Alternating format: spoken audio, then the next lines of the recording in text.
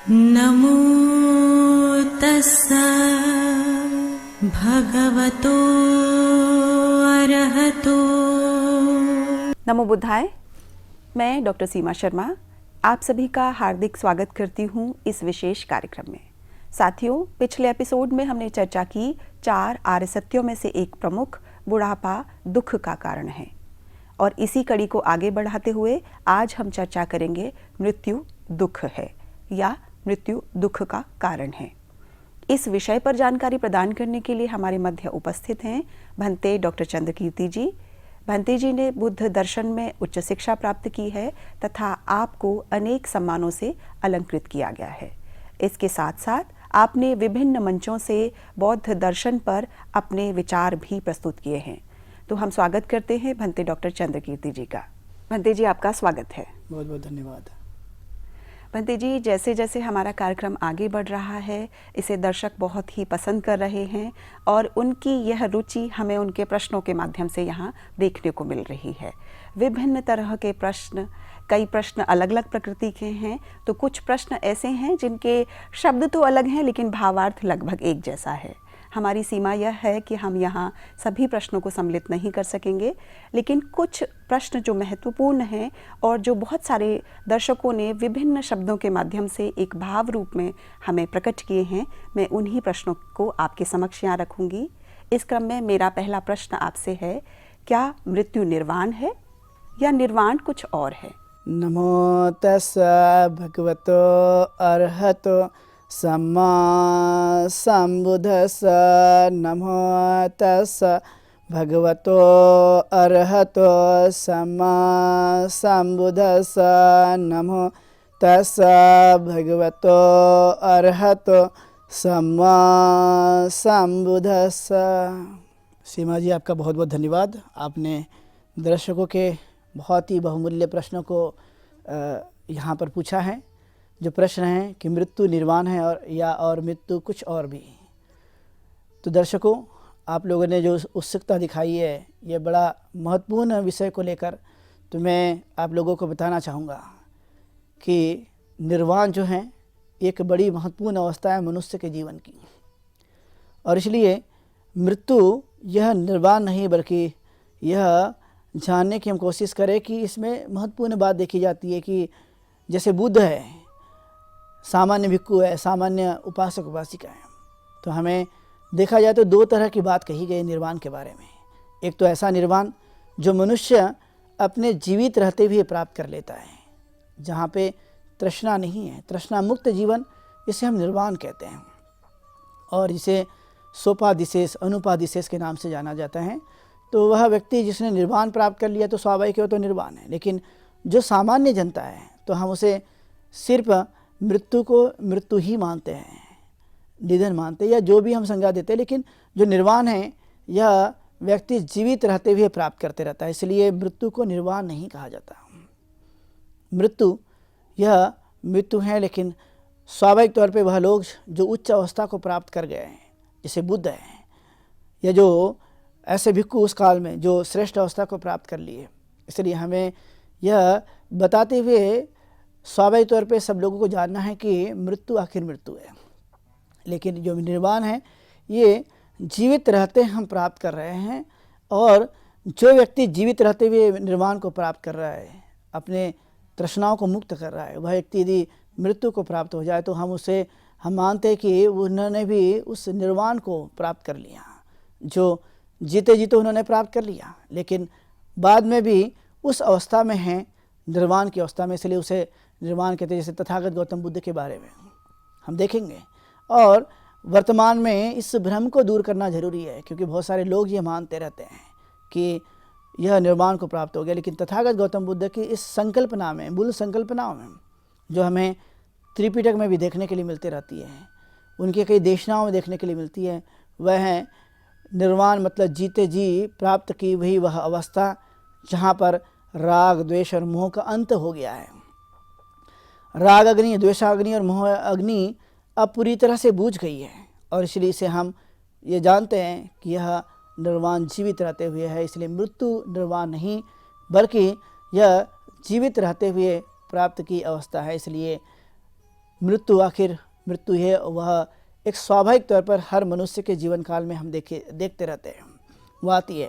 कोई भी मनुष्य इससे अछूता नहीं है, लेकिन निर्वाण यह जीवित रहते प्राप्त हो जाता है। और जरूरी नहीं कि सभी मनुष्य निर्वाण को प्राप्त कर लें, लेकिन सभी मनुष्य मृत्यु को तो जरूर प्राप्त कर लेते हैं। इससे कोई आदमी अछूता रहने की कोई संभावना नहीं है। इसलिए तथागत ने ठीक तरह से इसे बताते हुए समझाने की कोशिश की है कि अपने वास्तविक जीवन को जानो, समझने की कोशिश करो। और जब हम इस वास्तविक जीवन को जानते हैं, समझने की कोशिश करते हैं, तो इसका महत्व हमारे अपने जीवन काल में अधिक देखा जाता है। इसलिए मृत्यु निर्वाण नहीं, बल्कि ऐसी अवस्था मनुष्य के जीवन की जहाँ पर हमने पूरी तरह से तृष्णाओं का त्याग कर दिया है। बुद्ध एक साक्षात उदाहरण है, जिन्होंने पूरी तरह से अपने तृष्णाओं का त्याग कर दिया और वह बुद्ध हो गए, निर्वाण को प्राप्त कर लिए।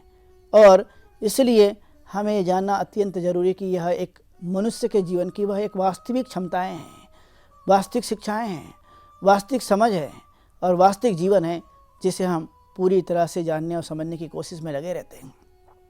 इसलिए प्यारे दर्शकों, आपने जो कुछ भी सवाल उत्पन्न किया है, क्योंकि बहुत बड़े पैमाने पे भ्रम बना रहता है, हम जानते नहीं हैं। और इसलिए मृत्यु तो हर मनुष्य को प्राप्त हो जाती, लेकिन हर मनुष्य निर्वाण को प्राप्त नहीं करता। बहुत थोड़े लोग हैं इस संसार में जो सत्कर्मों का जीवन जीते हैं, कुशल कर्मों का जीवन जीते हैं, अच्छा आचरण करते हैं और उन सभी ऐसी बुराइयों से दूर हो जाते हैं और उस व्यक्ति का जीवन निर्मल बन जाता है, चित्त निर्मल बन गया। जहाँ अशुद्धियों का नाम नहीं, तो जहाँ अशुद्धियाँ नहीं है, जहाँ चित्त निर्मल है, जहाँ पर तृष्णाओं का त्याग हो गया, वही निर्वाण की अवस्था है।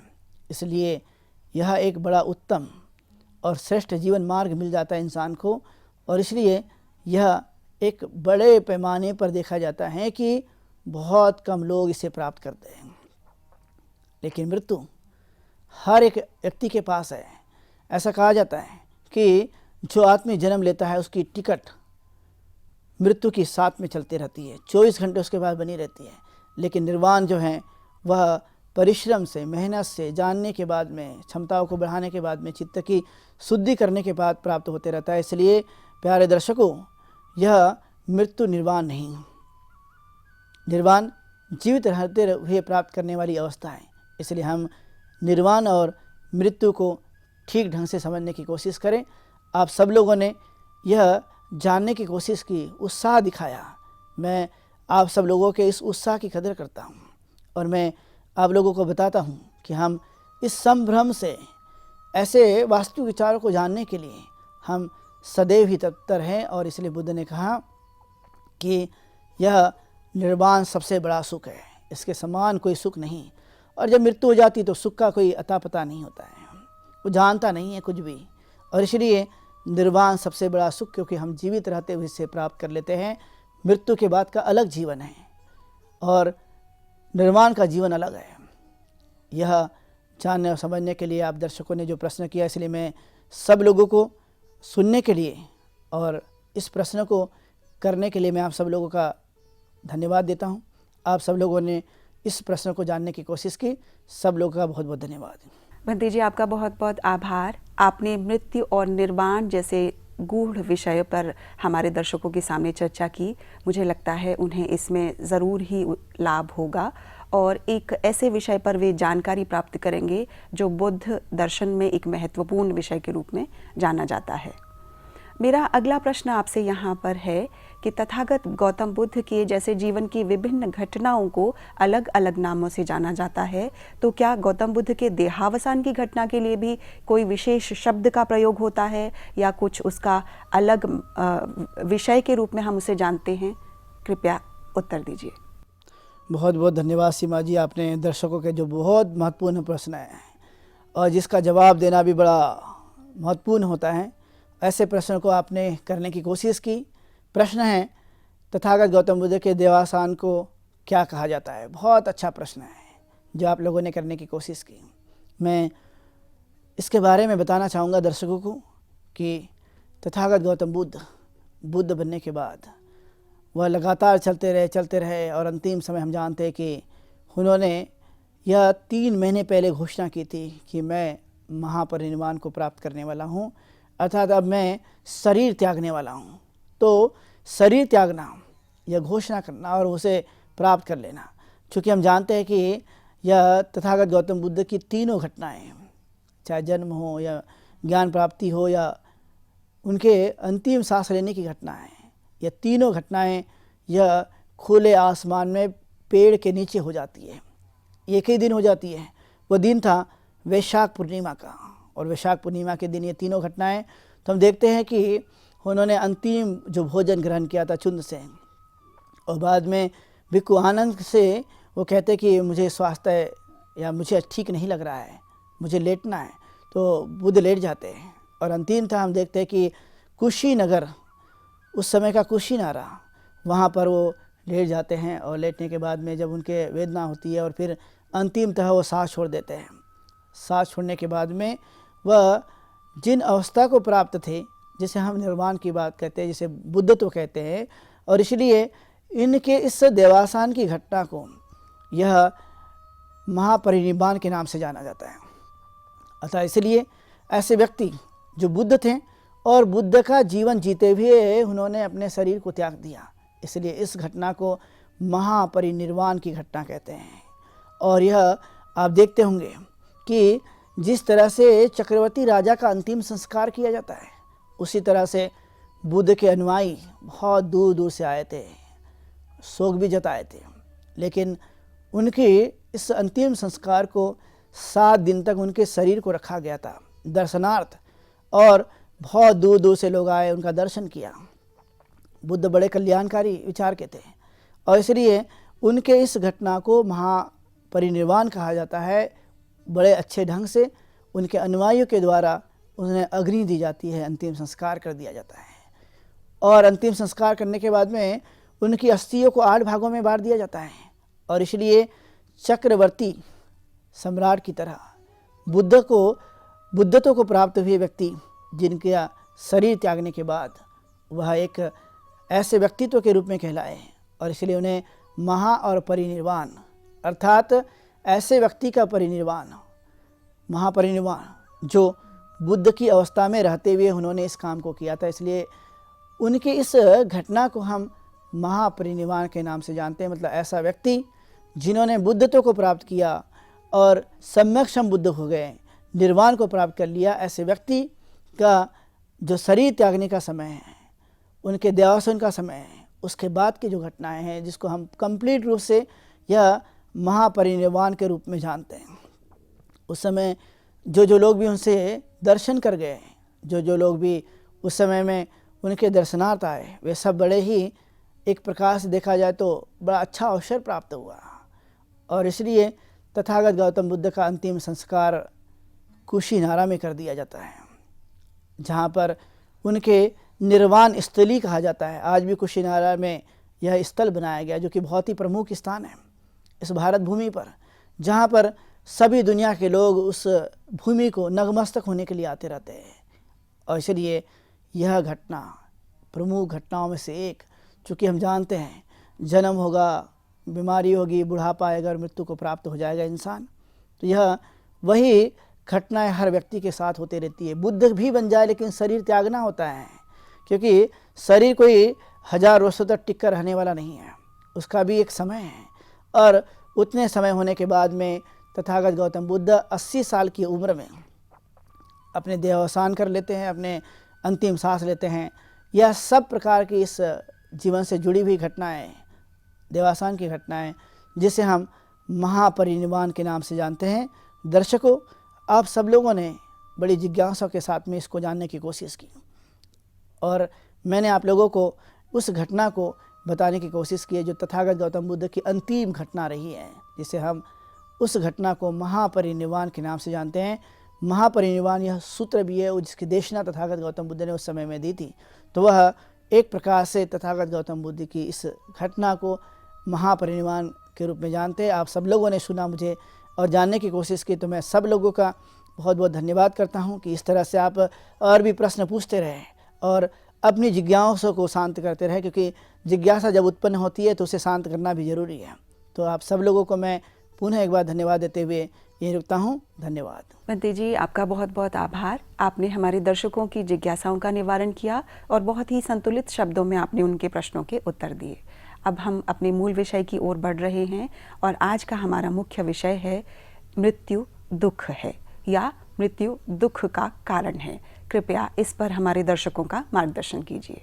दर्शकों, यह जानते हुए मृत्यु जहाँ पर आता है वहाँ तो प्रसन्नता हमें कहीं शब्द इस्तेमाल नहीं होती है, न कोई हर्ष इस्तेमाल होता है, लेकिन मृत्यु यह सत्य है। 4 आर्य सत्य में दुख का कारण तथागत ने बड़ी गंभीरता से बताया कि जानो ये दुख तो होता है, इसलिए उसे मरणम पे दुखं, यानी मरना भी दुख है। तथागत गौतम बुद्ध ने इस बातों को बड़ी गंभीरता से बताने की कोशिश की। इसलिए दर्शकों को मैं बताते हुए यह मैं भी खुद महसूस कर रहा हूँ कि मृत्यु जो सत्य है और ये हर व्यक्ति के जीवन काल में आती रहती है। कोई व्यक्ति नहीं जो मनुष्य के जीवन काल में आने के बाद में सदैव बचा रहे हैं। वह संसार में आता है और चला जाता है, जन्म लेता है और मृत्यु को प्राप्त हो जाता है। और यह प्रक्रिया यह कोई एक व्यक्ति के जीवन काल में नहीं आती। संसार का हर आदमी, हर व्यक्ति, चाहे वो माता पिता हो, पति पत्नी हो, भाई बहन हो, नातेदार के लोग हो, वह कभी न कभी वह मृत्यु को प्राप्त हो जाते। इसलिए कहा कि ये दुख भी है। और जब मृत्यु होती तो स्वाभाविक है कि सभी लोग दुखी हो जाते और शोक करते रहते हैं। इसलिए तथागत ने कहा यह दुख का कारण तो है, लेकिन सत्य भी है। जैसे जन्म है वैसे मृत्यु है, मनुष्य के जीवन का एक हिस्सा है, इसे हम कोई अलग नहीं कर सकते। इसलिए मृत्यु दुख का कारण है, लेकिन मृत्यु हमें जीवन भी सिखाती है। हम जानते हैं आने वाली है, और जब ये आने वाली है इस बातों को हम बड़ी गंभीरता से जानते हैं, समझते हैं, तो हम ठीक तरह से जीवन को जीने का प्रयास करते रहते हैं कि हम भी कभी न कभी इस संसार को छोड़कर चले जाएंगे। और हमारे संपर्क में रहने वाले लोग, नातेदार के लोग, जो जानने वाले लोग हैं, वो दुखी होते हैं। लेकिन मैं ये जानता हूँ कि जब आने वाली, इसलिए मुझे जितना समय मिला हुआ है इस समय को मैं ठीक तरह से इस्तेमाल कर सकूँ, ठीक तरह से इसका उपयोग कर सकूँ। और जब मैं ठीक तरह से इसका उपयोग करूँगा तो स्वाभाविक तौर पर मैं अपने जीवन को बेहतर बना सकता हूँ। इसलिए तथागत ने कहा अपमादो अमतंग पदंग पमादो मच्छुनो पदंग अपमत्ता निमीयंती एपमत्ता यथामता। अर्थात अप्रमाद यह अमृत पद है, प्रमाद यह मृत्यु का पद है। अप्रमादी वह कभी नहीं मरते और प्रमादी जीते हुए भी मरे भी व्यक्ति की तरह हो जाते हैं। यह वास्तविकता है। दुख तो है, लेकिन संसार में जब हम अच्छे काम करते हैं तो लोग हमें याद करते हैं और यही अमृत पद बन जाता है, ये हमेशा के लिए जीवित बन जाता है। तथागत हमारे बीच में नहीं है, लेकिन तथागत के काम, तथागत के विचार, तथागत के देशना हमारे बीच में है, इसलिए वह हमें जीवित महसूस होते हैं, वह हमारे बीच में है।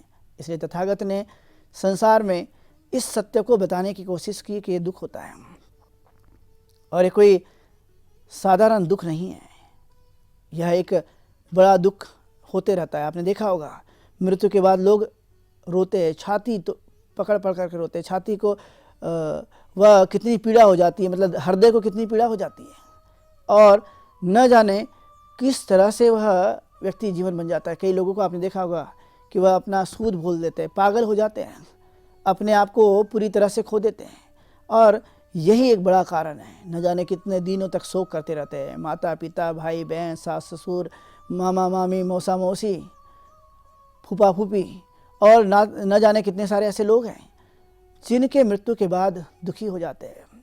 दुख बड़ा गंभीर बन जाता है। कई लोग आपने देखा हो कि बहुत सारे लोग डिप्रेशन के शिकार भी बन जाते हैं।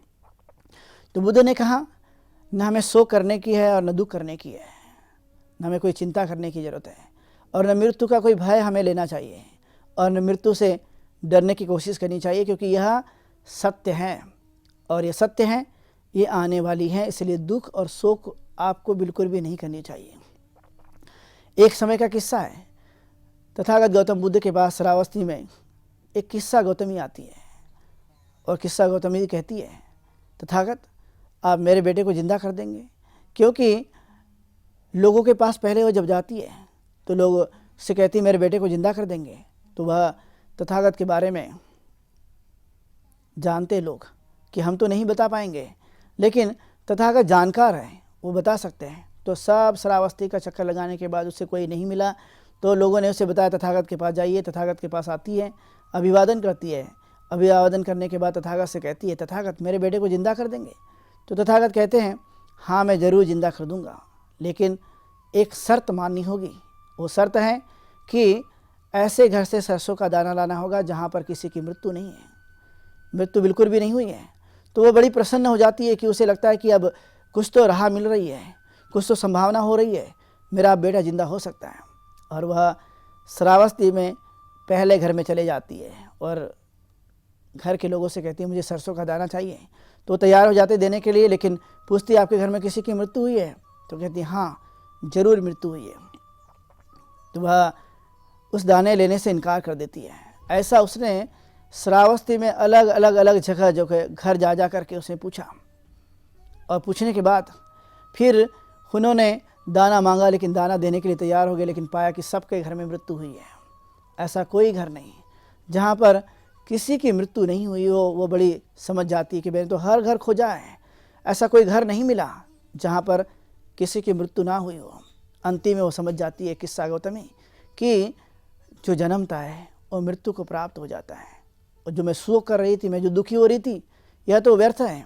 और इसलिए तथागत के पास जाती है और कहती है, मेरे बेटे का अंतिम संस्कार कर दीजिए, अब मैं अंतिम संस्कार करना चाहती हूँ। इस तरह से उन्होंने बातों को बताने की कोशिश की। तो आप जानिए कि हर आदमी जो जन्मता है वो मृत्यु को प्राप्त होगा। इससे कहीं पर भी किसी भी हाल में कोई बचने की संभावना नहीं है। ऐसा कोई यंत्र नहीं है जो व्यक्ति को बचा सकता है। यंत्र यही है, ये प्रकृति का नियम ही ऐसा है कि वह हर मनुष्य पर लागू हो जाता है। और मैंने आपको बताया भी कि पेड़ में यदि फल पक गए हैं और पेड़ में फल पक गए हैं तो वो कभी भी गिरने की संभावना हो जाती है। उसी तरह से मनुष्य यदि वह जीवन काल में अधिक जीवन जी लिया है या कभी भी किसी भी समय मृत्यु उसको पकड़ सकती है, उसको वह कहीं ना कहीं ले सकती है। इसलिए व्यक्ति को चाहिए कि जीवन में जन्म से लेकर मृत्यु दम तक बीच की कड़ी को समझे और उसे ठीक तरह से जानने की कोशिश करे। तो मृत्यु हमें स्वाभाविक तौर पे एहसास कराती रहती है। कल परसों कभी ना कभी यह स्वाभाविक तौर पर आने की पूरी संभावना हो सकती है। जितना जीवन मिला हुआ है उसको ठीक तरह से जिया जाए, यही तथागत एहसास कराना चाहते हैं, यही सत्य बताना चाहते हैं, और यही उस दुख के कारण को बताने की कोशिश कर रहे हैं कि यह जानो, समझो और इसे वास्तविकता के रूप में आप देखने की कोशिश कीजिए। शरीर जो है यह मांस हड्डियों का एक कंकाल है, इसमें यही चीज़ें देखने के लिए मिलती रहती हैं। यह सब ऐसा ही है, और इसलिए मिट्टी, पानी, हवा, उष्णता से बना हुआ यह जीवन वह पूरी तरह से अपने आप में मिल जाता है, अपने आप चले जाता है। यह एक भौतिक पदार्थ का जीवन है, और जब ये भौतिक पदार्थ का जीवन है तो हम इसे जानने की कोशिश करें। इसलिए तथागत समझाते हैं कि जब जीवन मिल गया है, मृत्यु आने वाली है, तो क्यों लोभ करें, क्यों द्वेष रखें, क्यों मोह रखें, क्यों क्रोध करें, क्यों ईर्ष्या करें, क्यों हम अहंकारी बने। यह सब चीज़ों को त्याग दो, और त्यागने के बाद अपने चित्त को निर्मल बनाओ। आपकी चेतना अच्छी होगी, अब जब चेतना अच्छी होगी तो जीवन भी अच्छा मिलेगा, और जब जीवन अच्छा मिलेगा तो हमें वह जीने का एहसास भी होगा कि मनुष्य का हमने जीवन जिया है। और इसलिए तथागत सतत गति के साथ में इस बातों को बताने की कोशिश किया करते थे, और कहा कि चाहे वो कोई भी इंसान हो, राजा हो, रंक हो, फकीर हो, गरीब हो, अमीर हो, ये सबको पकड़ती है मृत्यु। सबको मृत्यु आती है, सब लोग मर जाते हैं, चाहे वो कोई भी व्यक्ति क्यों हो संसार में, सबका स्वरूप एक ही है। जब इंसान को शमशान घाट ले जाया जाता है तो एक ही प्रक्रिया होती है। और इसलिए तथागत गौतम बुद्ध के समय काल में एक बड़े व्यापारी थे, उन्होंने देखा कि एक दिन जो है गरीब की भी मृत्यु हो गई और अमीर की भी हो गई, और दोनों को शमशान घाट में ले जाया गया।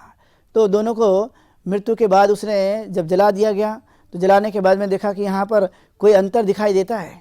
तो उसने गरीब की लाश जहाँ जलाई गई थी वहाँ पर भी देखा और अमीर आदमी की भी देखा। तो दोनों में देखा कि दोनों में किसी भी प्रकार का कोई अंतर नहीं दिखा, दोनों की राख बन गई, दोनों की वैसी हड्डियाँ थी, तो अस्थियाँ थी। तो यही उस आदमी ने जान लिया कि सब बराबर है, कोई नहीं। इसलिए मृत्यु, जितना दुख अमीर को है उतना दुख गरीब को भी है, जितना फकीर को है उतना साधु को भी है। तो यह बातें समझने की और जानने की कोशिश करना कि यह सत्य है। मृत्यु दुख का कारण बन जाती है, शोक का कारण बन जाती है, लेकिन इसके लिए कहा कि जो बुद्धिमान लोग होते हैं, जो जानकार होते हैं, जो समझते हैं, वह सभी लोग इससे जल्दी ही निकल जाते हैं। इससे पूरी तरह से वो बाहर निकल गए हैं और बाहर निकलने के बाद में वो स्वयं ही ठीक हो गए। इसलिए हमें इस बातों को जानने और समझने की कोशिश करना कि मैं जीवन में अब सत्य जान लिया है, सत्य का मैंने एहसास करा लिया है। इसलिए क्या हर दिन हमें दुखी होना, क्या हर दिन हमें शोक करना, क्या हमें लंबे समय तक शोक और दुख करते रहना चाहिए? तथागत कहते हैं कि ये दुख तो उत्पन्न होता है, लेकिन हमें लंबे समय तक इसे हमें बना के रखना नहीं है, बल्कि हमें इससे जल्दी बाहर निकलना है। इसलिए बुद्धिमान जो लोग होते हैं वो इससे जल्दी ही बाहर आ जाते हैं, हकीकत को जान लेते हैं, अपने आप को ठीक तरह से बनाते हैं।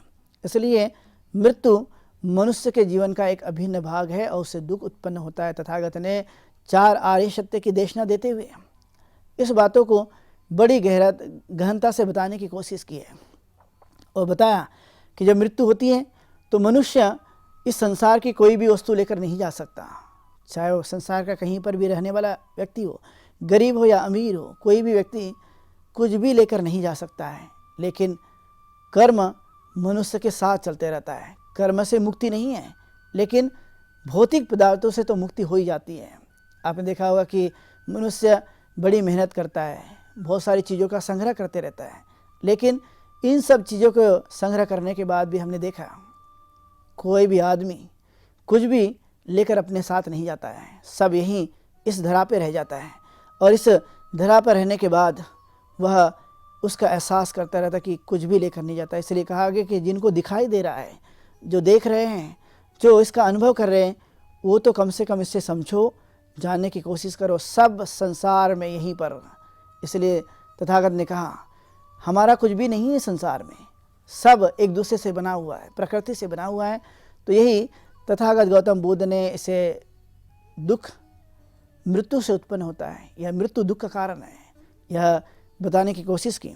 इसलिए दर्शकों, आप लोगों ने मृत्यु दुख का कारण इसको आपने जानने की और समझने की कोशिश की और मैं आप लोगों का बहुत गहराई से, मन की गहराई से धन्यवाद करता हूँ, साधुवाद देता हूँ।